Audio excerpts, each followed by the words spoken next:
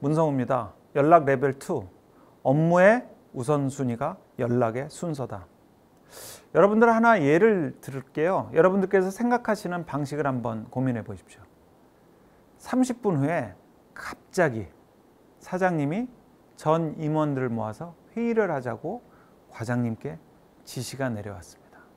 그런데 과장님은 내일 12시까지 꼭 써야 될 중요한 보고서가 있습니다.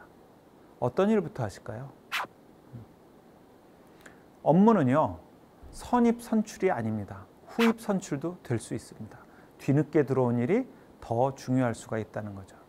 우리 과장님들 중에 조금 제가 안타까운 분들은 내가 정한 일의 순서를 안 바꾸는 분들입니다.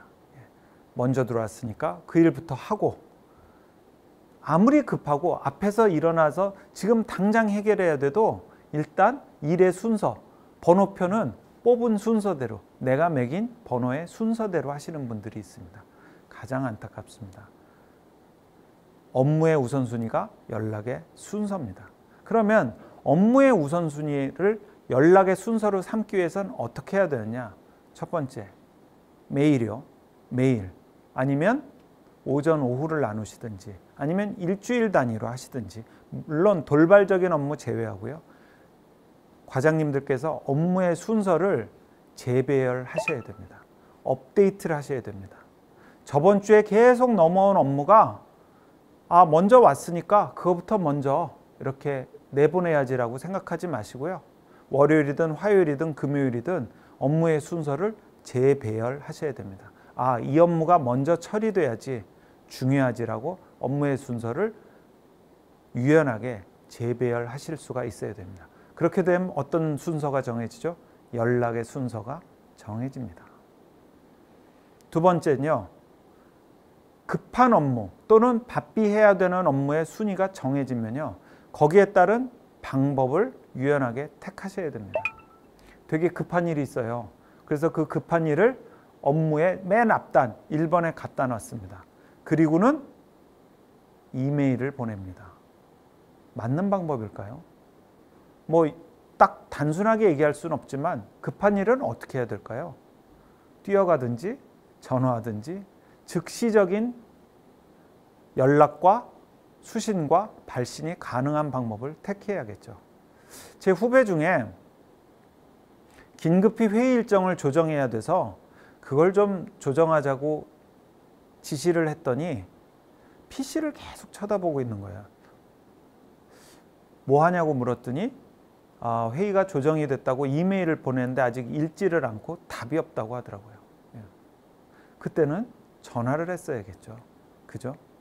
여러분들이 생각하실 때 내가 급한 업무라고 생각하시면 그 급한 업무에 맞는 연락 방법을 택하셔야 됩니다. 그러다 보면요, 또 업무의 순서가 바뀔 수가 있습니다. 그러면 다시 재배열하셔야 되는 겁니다. 회사 생활을 잘 하시는 방법 중에 하나는 끊임없이 여러분들이 가진 업무의 순서와 업무의 크기에 따라서 여러분들의 업무 습관, 업무 능력을 최적화하시는 겁니다. 굳어 있으시면 안 된다는 거죠. 업무의 우선순위가 연락의 순서죠. 세 번째 중요한 건요, 여러분들이 재배열을 하셨잖아요. 그리고 그 재배열에 따라서 뒤로 간 업무가 있습니다.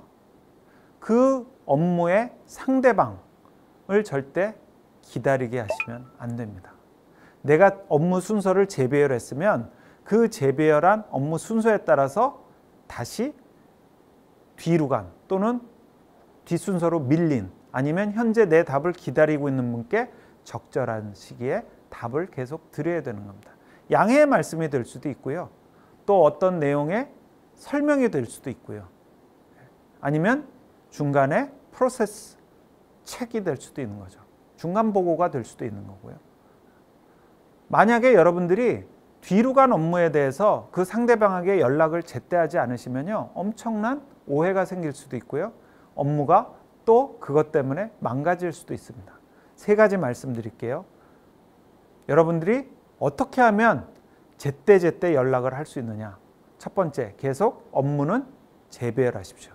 그래야지 여러분들의 업무 순서가 연락의 순서로 정해집니다. 두 번째, 급한 업무, 바쁜 업무에는 급한 방법, 바쁜 방법에 어울리는 연락의 툴을 채택하십시오. 세 번째, 내가 재배열한 업무 순서에 따라서 누군가 기다리면 안 됩니다.